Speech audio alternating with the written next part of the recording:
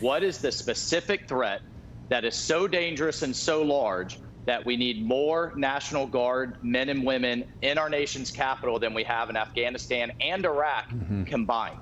What is that threat? Many of us are calling this Fort Pelosi now, between the fencing and this brigade-sized force. It just doesn't seem to match the threat at all.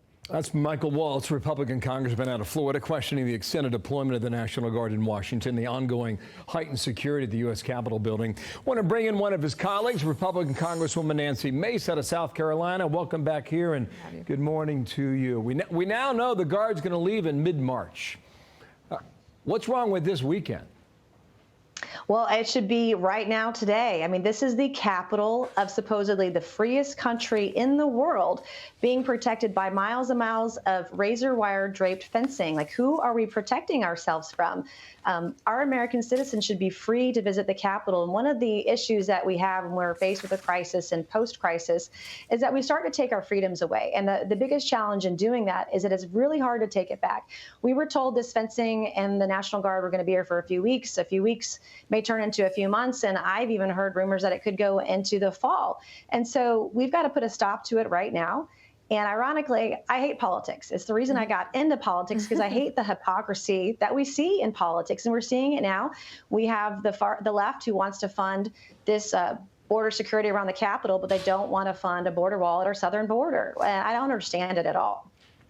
So this immigration bill that the White House is putting forward today, it's going to get a lot of attention. I want to hear from you about what do you think the fault lines are going to be? I read a piece today that said that the White House is under no illusions about how difficult the politics of this is going to be, even while they try to pass $2 trillion worth of COVID relief, and we heard up to $3 to $4 trillion on an infrastructure bill.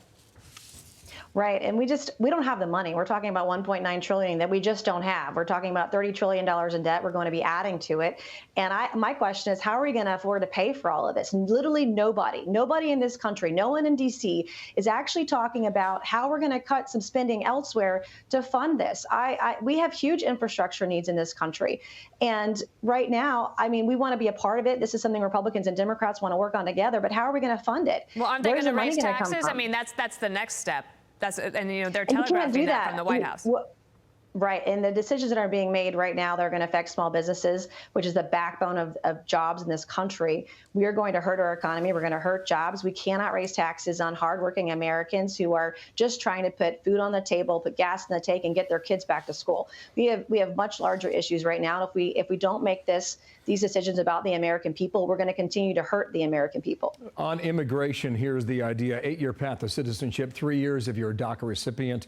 Would award green cards to immigrants who pay taxes and applies to immigrants who arrive before the year 2021. There's a certain rich irony happening in Washington, don't you think? I mean, you referred to it. You're putting up a wall around the Capitol, and you're preventing one from continuing on the southwest border. I don't know how you can do this and not have border security or a border wall be part of the conversation. All this talk about unity and working together, we can't have one-sided legislation, one-sided policies and ideas and not work together. This is not what the American people deserve. And we're hurting right now. We're struggling. People are out of work. Kids are out of schools. We have people desperate to get vaccinations. These are the things that should really be our focus right now for the future of our country. Indeed. I see you're there. You're there in Charleston. What are people on the ground saying there to you? Because you got to go home for this week to touch base with everybody. You've been in D.C. for a few weeks. Right. And when I'm in district, when I'm home in Charleston, I'm somewhere in the district every single day. I'm meeting with people. The issue that I've been hearing this week has been largely based around our debt. As we continue to discuss the $1.9 trillion, I'm hearing that every single day right now. People are really worried, and it's something that literally nobody is talking about. So interesting that that issue comes back around. Thank you so much, Congresswoman. Nice Great to have you. Thank you.